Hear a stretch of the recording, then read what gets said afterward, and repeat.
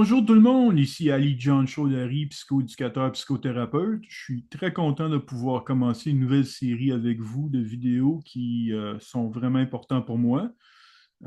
Comme certains d'entre vous le savez, j'ai eu beaucoup de succès à développer des ressources pour l'éloignement de la fratrie, particulièrement aux États-Unis. J'ai un site web, j'ai des vidéos en anglais par rapport au sujet sur YouTube. Alors, j'aimerais justement être capable d'aller plus loin aujourd'hui pour être capable de développer ces mêmes ressources-là en français. Je trouve que c'est un phénomène qui se passe particulièrement au niveau mondial quand ça vient à l'éloignement de la fratrie. En anglais, on appelle ça sibling estrangement, mais en français, la meilleure traduction qu'on peut amener ici, c'est vraiment éloignement de la fratrie. Parce que, d'une certaine part, il y a des degrés au niveau de cet éloignement-là. Mais aujourd'hui, ce que j'aimerais faire, c'est parler de 8 différents points qu'on peut associer à des explications derrière le fait que les gens s'éloignent ensemble comme frères et sœurs. Alors, c'est important pour moi de pouvoir développer ça aujourd'hui parce que moi-même, je vis des situations comme ça aussi et c'est difficile aussi de naviguer au travers de ce type de deuil-là qui implique l'éloignement des relations fraternelles ou familiales aussi. Alors, on va rentrer dans les 8 explications qui sont écrites dans la littérature scientifique qui amènent à comprendre pourquoi les gens vivent l'éloignement de la fratrie. Alors, numéro 1, c'est les racines familiales et structurelles. Il y a du favoritisme parental qui amène parfois le traitement inégal par rapport aux enfants dans des familles. Et si on ne fait pas attention avec ça, la personne qui est le moins aimée va se sentir moins soutenue et ça développe souvent de la rancune et du détachement. Et malheureusement, ça se produit aussi dans la vie adulte. Alors, ça peut commencer sa genèse dans la vie d'enfance, mais ça peut se développer aussi en vieillissant. Et justement, malheureusement, ça peut avoir aussi des répercussions importantes dans la vie des individus au niveau de leur relation avec leurs frères et sœurs. Aussi, mais ce qui peut arriver, c'est qu'il peut y avoir des rôles figés dans l'enfance aussi, ce qu'on appelle l'étiquetage parfois. Des fois, ça peut être la personne qu'on juge qui est le responsable dans la famille, il y a le rebelle dans la famille ou le mouton noir, on entend souvent parler aussi. Alors, c'est important de reconnaître ça. Il y a aussi l'enfant d'or aussi, qui est très important, ou le parfait aussi, on peut dire d'une certaine part. Il y en a qui ont toutes sortes d'étiquettes par rapport à ça, qui reconnaissent aussi. Quand que je parle beaucoup de la dynamique de le mouton noir et l'enfant d'or, ben, les gens se voient là-dedans. Alors, ça se peut que j'en parle un peu plus tard dans une autre vidéo, mais pour l'instant, je voulais simplement mentionner que c'est quelque chose qui se produit à l'intérieur des relations fraternelles aussi, qui se maintiennent aussi dans des contextes de système familial entre frères et sœurs aussi. Puis ça peut être difficile parce que ces types d'étiquettes-là peuvent créer une distance émotionnelle, étant donné qu'on essaie de se libérer souvent de ces types d'étiquettes-là dans une famille. Puis quand on arrive dans un système familial où ces types de rôles-là reviennent de surface, ben là, on peut sentir une certaine régression qui peut arriver par rapport à ça. Alors, souvent, c'est de naviguer au travers ces types de systèmes familiales où ces rôles dysfonctionnels peuvent parfois se manifester et se maintenir aussi durant la vie adulte. Important à reconnaître. Il peut y avoir aussi ce qu'on appelle la triangulation parentale.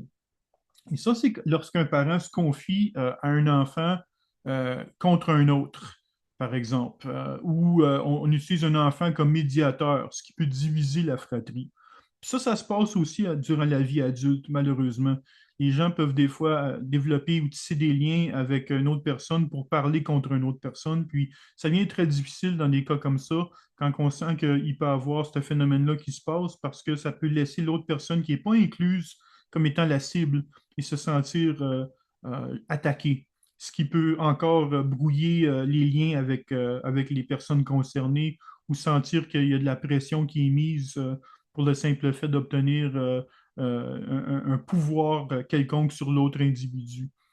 Alors, ça, c'est un phénomène qui est difficile aussi à vivre quand on vit ça dans une situation familiale. Il peut y avoir aussi le manque de régulation émotionnelle aussi dans la famille d'origine.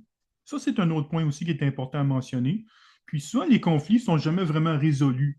Souvent, ils vont s'enfouisser ou ressurgir plus tard sous forme de rejet ou de silence.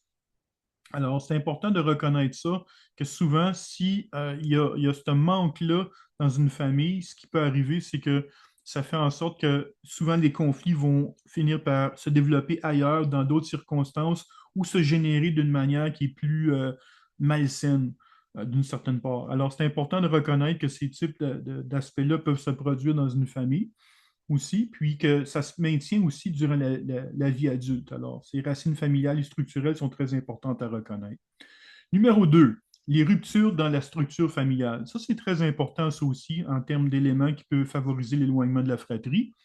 On peut voir ça, par exemple, avec des divorces, des décès ou des remariages de parents. Fait que ces transitions peuvent créer des sous-systèmes familiaux où certains liens se renforcent, puis d'autres vont s'effriter. Alors ça, c'est des choses qui peuvent arriver aussi d'une certaine part, qui peuvent créer de la tension dans une famille, faisant en sorte que la fratrie peut essentiellement vivre l'éloignement. Il peut y avoir aussi des co-résidences limitées dans l'enfance. Demi-frères ou sœurs qui ont grandi séparément sont souvent plus éloignés émotionnellement aussi. C'est quelque chose que j'ai vu dans des groupes de support que j'offre aussi à ce sujet. Alors, on voit ce type d'expérience-là qui peut se passer, pas juste avec des demi-frères ou sœurs, mais aussi avec d'autres frères et sœurs. Des fois, quand il y a des différences d'âge ou quoi que ce soit, ça peut jouer ça aussi, mais aussi juste l'absence d'expériences réciproques ensemble, l'absence de vécu partagé peut faire en sorte que ça peut développer ces types de ruptures ou de stress au niveau de la structure familiale qui fait en sorte que les gens sont moins tissés ensemble par rapport à ça. Donc, c'est très important de reconnaître ça. Distance géographique et absence de contact régulier. Ça, c'en est un autre qu'on voit de plus en plus souvent aujourd'hui.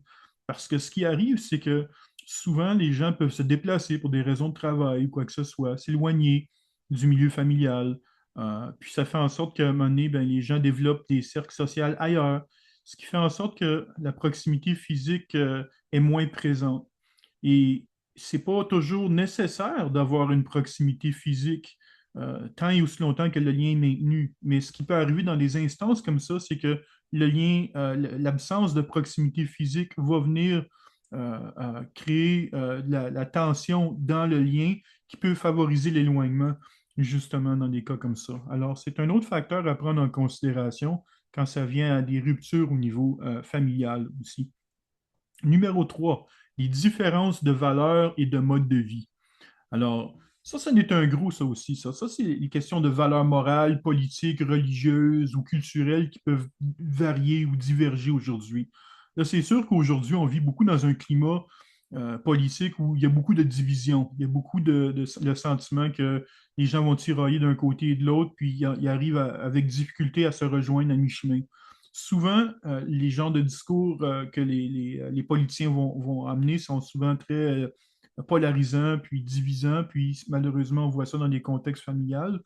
Alors, ici, ce que je suggère souvent aux gens, c'est de ne pas oublier l'aspect d'humaniser l'autre personne, de ne pas oublier ce contexte-là, mais on voit aujourd'hui que souvent les gens ont tendance à voir qu'une divergence d'opinion peut être vue comme un signe de manque de respect. Puis c'est pas le cas. Souvent, je dois rappeler aux gens que c'est correct que les gens soient d'accord pour dire qu'ils sont pas d'accord. C'est pas un manque de respect du tout. C'est justement le fait d'avoir des divergences d'opinion.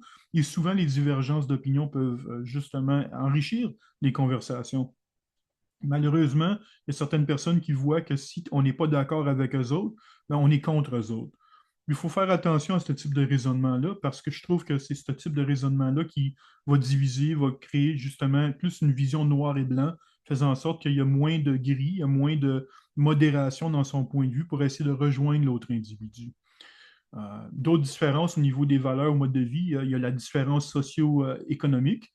Des fois, on peut sentir qu'il peut y avoir de la jalousie ou du mépris par rapport à le parcours de certaines personnes. Certaines personnes ont réussi ou ont obtenu un certain succès dans leur vie. Il peut arriver que la fratrie, frères et sœurs, aient des rancunes contre eux autres par rapport à ça. Ça peut être difficile de vivre dans des situations de même parce que, en quelque part, si c'est pas exprimé ouvertement, mais ça peut être manifesté, comme qu'on a dit, autrement, d'une autre manière que le conflit peut se déplacer ailleurs ou cette tension peut se déplacer dans d'autres circonstances. Alors, c'est important de reconnaître ça, que ça peut être un des facteurs aussi qui peut amener peut-être cette divergence-là, qui peut nourrir l'éloignement de la fratrie aussi. Très important à reconnaître. Puis aussi la perception de manque de respect mutuel quand on se sent jugé ou non reconnu dans ses choix de vie. C'est correct qu'on soit différent. En fin de compte, beaucoup de fratries est très différente de une et l'autre aussi. Puis ça, c'est très normal que la personnalité de l'autre personne diverge un peu ou beaucoup de leurs frères et sœurs. C'est très commun, ça. Alors, ce que je veux dire par rapport à ça, c'est que souvent, c'est qu'il peut avoir l'impression que l'autre personne ne fait pas de la place pour nous. L'autre personne n'accepte pas comment on est dans nos choix, notre individualité. Ça, c'est difficile quand on a un frère ou une sœur qui agit comme ça, qui vit cette réalité-là avec nous, parce que ça évoque des défenses en dedans de nous. Ça fait que c'est très difficile de pouvoir entretenir une relation avec quelqu'un comme ça. Alors, souvent, le réflexe, c'est de s'éloigner, c'est d'être capable justement de prendre une certaine distance pour faire en sorte qu'on puisse plus être nous-mêmes sans sentir qu'on est jugé. Mais malheureusement, ce que ça fait, c'est que ça favorise l'éloignement de la fratrie plus qu'autre chose. Puis, des fois, ça peut être bien. Puis ça aussi, je vais en parler dans une autre vidéo, comment que des fois, l'éloignement de la fratrie pour notre propre bien, des fois, peut être nécessaire pour être capable de s'éloigner des comportements toxiques qui sont nuisibles à notre bien-être, justement. Fait que ça, c'est important de reconnaître ça, mais encore là, on va se pencher plus sur aujourd'hui les raisons pour lesquelles l'éloignement arrive, dont la perception d'un manque de respect mutuel. Et puis ça se vit à l'intérieur de nous autres quand on sent qu'il y a un manque de respect, on sent qu'on n'est pas, on n'est pas reconnu dans qui qu'on est aussi. Très important de se sentir qu'on est vu par notre frère ou notre sœur ou par les personnes qu'on aime. Puis quand on n'a pas cette expérience-là, on a ce qu'on peut vivre parfois, qui est cet éloignement-là de la fratrie. Numéro 4, les conflits non résolus et les blessures affectives. Ici, on peut dire que c'est l'élément principal, selon moi, qui peut alimenter l'éloignement de la fratrie en tant qu'adulte. Il y a beaucoup l'accumulation des micro-blessures, par exemple les sarcasmes, les non-dits, les promesses non tenues, par exemple. Souvent, c'est ça qui peut alimenter aussi le stress sur la relation entre frères et sœurs aussi. C'est qu'en quelque part, il peut y avoir beaucoup de ces éléments-là qui finissent par s'accumuler. Et c'est cette accumulation-là qui mène à un vouloir à reculer au niveau de la relation avec un frère ou une sœur. C'est difficile parce qu'encore là, quand on parle de ces différentes situations, on parle de l'absence de réparation d'excuses. Vraiment, quand on vient à en parler, c'est que souvent, c'est pas mentionné, c'est minimisé, ou pire encore, c'est viré contre nous. Fait que dans des cas comme ça, c'est là que ça peut être très difficile parce qu'il y a ce refus-là de reconnaître le tort fait par un frère ou une sœur, puis c'est ça qui va essentiellement amener à créer l'éloignement aussi par rapport à ça. C'est que si j'en parle, ben, je suis pas entendu, je suis pas vu, je suis pas respecté dans ce que je partage. Puis si j'en parle pas, ben là, je suis laissé un peu à moi-même dans ce phénomène-là de vivre ça d'une manière incomplète. Ça aussi, c'est une autre caractéristique par rapport à l'éloignement de la fratrie. Beaucoup l'élément que c'était incomplet particulièrement. Parce que les situations, justement, ne sont pas résolues. Il peut y avoir une variété de raisons pourquoi les situations ne sont pas résolues. Je vais rentrer là-dedans dans d'autres vidéos aussi. Mais je trouve que c'est vraiment important qu'on parle de ça aujourd'hui parce que souvent, les personnes qui vivent l'éloignement de la fratrie sont exaspérées, sont arrivées à un point où ils ont tellement vécu d'accumulation de micro-blessures qu'à un moment donné, il fait en sorte qu'ils se questionnent aussi s'ils veulent réparer ou non, ou ils ont eu de nombreuses tentatives de réparation qui ne se sont jamais manifestées de manière proactive à amener une résolution. Alors, c'est des choses à prendre en considération ici. Il y a aussi la question de violence psychologique ou verbale, même si elle est subtile, il y a quand même des fois des dévalorisations, des moqueries, du mépris, puis ça détruit beaucoup la confiance émotionnelle. C'est important de mentionner ça ici parce que c'est quelque chose qui se passe dans des relations de fratrie. Puis il peut y avoir des fois des éléments de narcissisme aussi qui existent aussi dans ces contacts-là. Mais quand on voit beaucoup ces éléments-là de dévalorisation, de moquerie ou de mépris, ça ne l'invite pas à vouloir s'ouvrir. Ça ne l'invite pas à vouloir être capable d'aller plus loin là-dedans avec notre frère ou sœur pour être capable d'aller dans un dialogue qui est proactif puis qui est nourrissant. Fait que c'est important de reconnaître quand ça se passe parce que ces genres de communication-là sont souvent des tiraillements de pouvoir, puis souvent c'est des types de mécanismes de défense qui ont tendance à s'évoquer ou s'éveiller chez un frère ou une sœur qui n'est pas prêt à faire de la place pour nous comme tel. Fait que ça, c'est des éléments qui sont vraiment importants à reconnaître par rapport à ça, là, au niveau des conflits non résolus et les blessures affectives. Alors, ça, c'est numéro 4. Numéro 5, les enjeux de pouvoir et de loyauté. Souvent, on peut voir dans des familles qu'il y a une compétition pour la reconnaissance parentale. Certains cherchent à gagner l'amour ou la validation d'un parent. Puis beaucoup d'entre nous pensent que ça se termine quand on est rendu adulte. Ça se termine pas toujours nécessairement, malheureusement. Ça peut se poursuivre. Puis on voit ça des fois dans des contextes familiaux où les gens vont parler un peu de leurs exploits, parler un peu de leurs succès. Puis des fois, on va sentir qu'il y a quasiment une compétition, le sentiment de vouloir aller au-delà de les exploits, les succès de notre frère ou sœur. Fait que plutôt que d'accueillir puis de recevoir tous ces éléments-là ensemble, de dire bravo bravo pour toi, c'est souvent l'idée de vouloir gagner l'affection, l'approbation d'un parent. Puis, on va le dire quand même, les parents peuvent avoir des enfants qui sont favoris aussi. Puis ça aussi, c'est quelque chose qui peut être difficile à vivre aussi. On va en parler quand même un petit peu plus tard ici, mais c'est important qu'on le reconnaisse aussi par rapport à ça, que c'est des éléments qui se maintiennent et qui se poursuivent et dans la vie d'enfance, mais aussi dans la vie d'adulte. Il peut y avoir des loyautés croisées, prendre parti pour un parent ou un autre après un divorce, ça peut créer une rupture latérale entre frères et sœurs, comme on dit aussi. Fait que d'une certaine part, quand il y a le sentiment que les gens ont tendance à vouloir choisir un parent ou dire OK, je vais aller avec ce parent-là, mais pas avec l'autre, bien, encore là, il peut y avoir des divisions qui se créent. Puis c'est jamais plaisant quand il y a des divorces parce que les enfants, souvent, quand ils sont tout jeunes, ont tendance à se responsabiliser. Puis c'est important de rassurer les enfants pour ne pas sentir que c'est à propos d'eux autres. Mais quand on est rendu adulte, il peut y avoir aussi des divisions qui se font, puis des clans qui se créent pour dire OK, je suis avec une personne, mais pas avec l'autre. C'est très difficile dans des familles quand ça arrive parce que justement, c'est des genres de situations qui favorisent des éclatements et l'éloignement au niveau de la famille puis de la fratrie aussi, plus particulièrement. Alors, à prendre en considération au niveau des loyautés, puis s'assurer de pouvoir être impartial, c'est toujours, tant qu'à moi, la meilleure avenue pour être capable d'éviter la triangulation ou justement un sentiment un contre l'autre. Un autre élément, mais qui fait partie de justement la question des enjeux et les pouvoirs de loyauté, c'est les ressentiments accumulés autour des héritages ou décisions familiales. Alors, il peut y avoir un sentiment d'injustice lors du partage matériel ou symbolique des biens aussi. C'est important de reconnaître ça aussi, que, il peut y avoir des rancunes par rapport à ça, comment ça se fait que c'est toi qui l'as.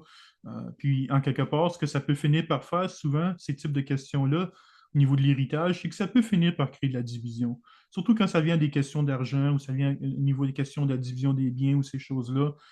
Souvent, moi, ce que je recommande aux gens, c'est d'être capable d'être ensemble quand ils vont, par exemple, nettoyer la maison d'un parent, par exemple, ou quelque chose. S'il est possible d'avoir une expérience de vécu partagée, ça peut faire en sorte qu'il y a une harmonisation qui peut se créer au niveau de la fratrie.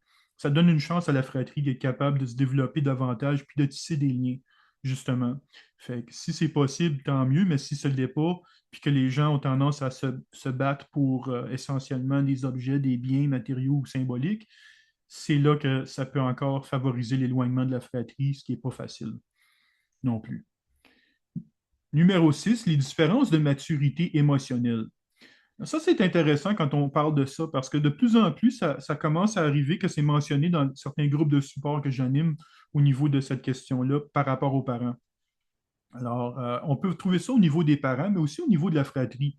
Puis, souvent, les personnes qui ont une intelligence émotionnelle ont tendance à favoriser un dialogue, ont tendance à rechercher, à comprendre, à aller plus loin avec l'autre personne, peut-être vouloir proposer d'aller en thérapie, par exemple, avec la fratrie, tu sais, un frère ou sœur. Tandis que l'autre personne, souvent, ils vont fuir les émotions. Alors, c'est ça qui est difficile ici dans un certain cas parce qu'on peut jouer beaucoup au jeu du chat et la souris aussi dans une situation comme ça où l'autre personne va vouloir régler, vouloir réparer et l'autre personne ne va pas vouloir agir là-dessus. Au contraire, elle va vouloir se sauver de ce type-là de vulnérabilité. Ce genre de vulnérabilité peut être vu ou perçu comme menaçant, ce qui est un peu ironique par rapport à ça parce que normalement, c'est ce type de vulnérabilité-là qui nous aide à être capable de favoriser un renforcement du lien entre un frère ou une sœur. Mais malheureusement, il y a certaines personnes qui n'ont pas cette capacité-là à développer ça. Alors, aussi à prendre en considération.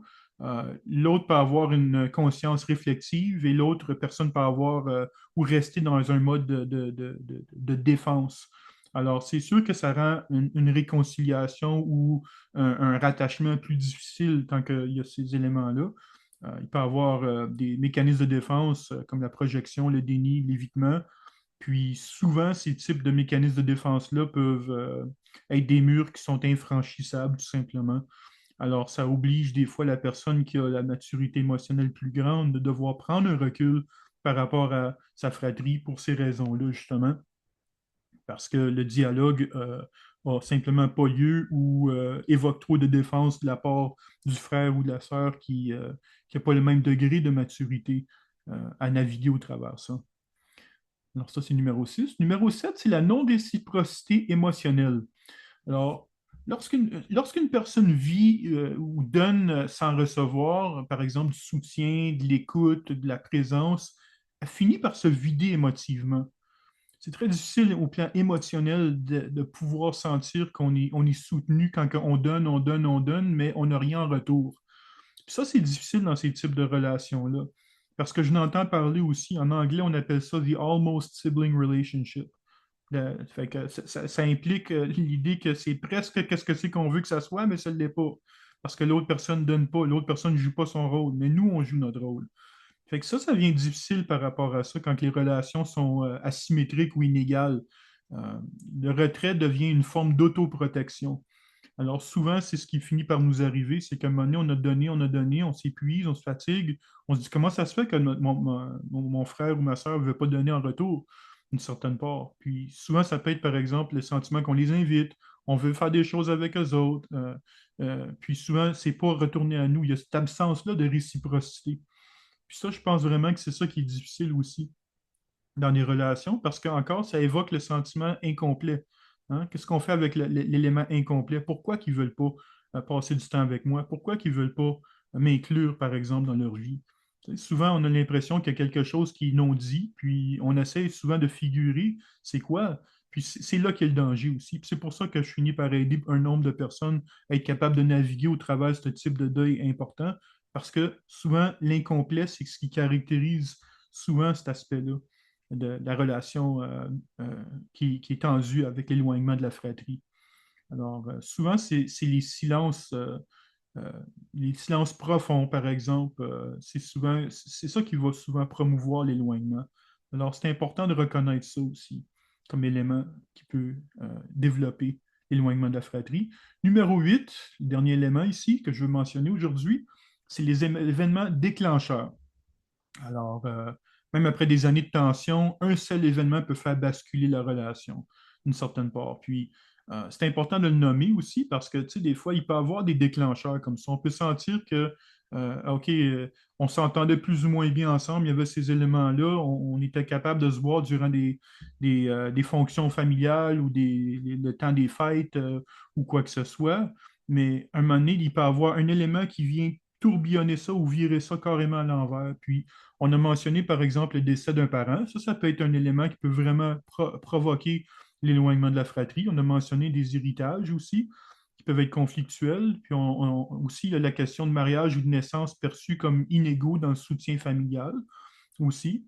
Fait que ça aussi, c'est important de reconnaître, par exemple, quand c'est des éléments comme ça qui peuvent arriver.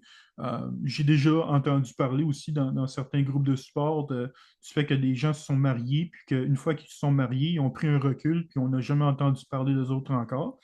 Fait que des fois, il peut y avoir des éléments comme ça dans une famille où est-ce que les gens vont avoir tendance à reculer quand ils sont dans une nouvelle relation, comme si l'autre personne, leur époux ou leur épouse, les a pris complètement en possession d'une certaine part. Fait que ça fait que c'est plus difficile dans des cas comme ça d'être capable de pouvoir aller de l'avant puis s'investir dans des relations frères et sœurs quand que la personne a reculé. Il peut y avoir aussi des ruptures au niveau d'un équilibre qui est déjà fragile aussi. Il peut y avoir un élément déclencheur. Elle ne m'a pas félicité quand je suis arrivé à cette étape-là dans ma vie, par exemple. Euh, Quelqu'un, par exemple, qui a franchi une étape importante dans sa vie ou quoi que ce soit. Puis on voit ça des fois au niveau, chez les femmes aussi, quand une femme va, par exemple, faire un événement spécial, par exemple, puis personne vient à l'événement ou personne ne va démontrer l'intérêt pour l'événement, alors que elles se sont investies dans les événements semblables dans la vie des autres personnes. On voit des fois comment ça peut venir chercher les individus plus, les femmes particulièrement dans des cas comme ça, parce que on veut avoir et vivre cette forme de réciprocité-là, qui n'est pas toujours nécessairement évidente dans des cas comme ça. Alors, c'est important de mentionner ça. Il peut y avoir des fois un élément qui peut venir basculer la rupture puis la favoriser davantage. Déjà que les éléments, déjà que la relation est fragilisée au fil du temps, s'il n'y a rien qui maintient cette relation-là, où il n'y a pas d'expérience de vécu partagée ou le sentiment d'être entendu ou d'être vu ou quoi que ce soit, ben, c'est ça qui peut faire qu'un élément peut venir affecter puis bouleverser la relation fraternelle encore plus. Alors, voici les 8 éléments que j'ai mentionnés. J'espère que ça a été éducatif pour vous. Moi, je suis très intéressé à continuer là-dessus. Je veux vraiment être capable d'approfondir, d'élaborer davantage au niveau des éléments qui causent l'éloignement de la fratrie. J'ai développé beaucoup de vidéos en anglais justement sur ce sujet. J'ai écrit des articles de blog en anglais sur ce sujet. Et maintenant, je suis rendu à vouloir offrir ces ressources-là en français parce qu'il est simplement le temps de pouvoir faire ça. C'est un type de souffrance qui existe, qui est considéré comme une épidémie parce que souvent, ils disent qu'il y a au moins une personne sur trois qui ne s'entend pas bien avec un frère ou une sœur. Puis, on a simplement à poser les bonnes questions pour aller plus loin, puis pour être capable d'aller chercher ça, puis confirmer ça aussi. Puis c'est un type de deuil qui est difficile à vivre avec parce que on peut sentir que peut-être la société qui nous entoure n'en parle pas ouvertement, puis il peut avoir cette pression-là aussi de dire, mais comment ça se fait que tu t'entends pas bien avec ton frère ou soeur? Il peut avoir une honte associée à ça aussi. Ou pire encore, se blâmer nous-mêmes à cause que la situation elle est comme qu'elle est. Alors moi, j'aide les gens à être capables de passer et naviguer au travers ce type de deuil-là pour vivre davantage plus de paix par rapport à leur situation personnelle. Alors, mon espoir aujourd'hui, c'est que les points que j'ai mentionnés ont été capables de peut-être nommer votre expérience, être capable d'identifier une réalité que vous vivez, que peut-être vous n'avez pas les mots à exprimer, mais j'ai été capable ici aujourd'hui de le faire pour vous. Puis si c'est ce que vous avez vécu aujourd'hui, tant mieux, parce que pour moi, c'est très important de développer des ressources, des stratégies pour aider les gens à naviguer au travers de l'éloignement de la fratrie. Alors, merci de m'écouter aujourd'hui, puis je vais offrir d'autres vidéos sur ce sujet important. Merci beaucoup tout le monde. Bonne journée. Bye bye.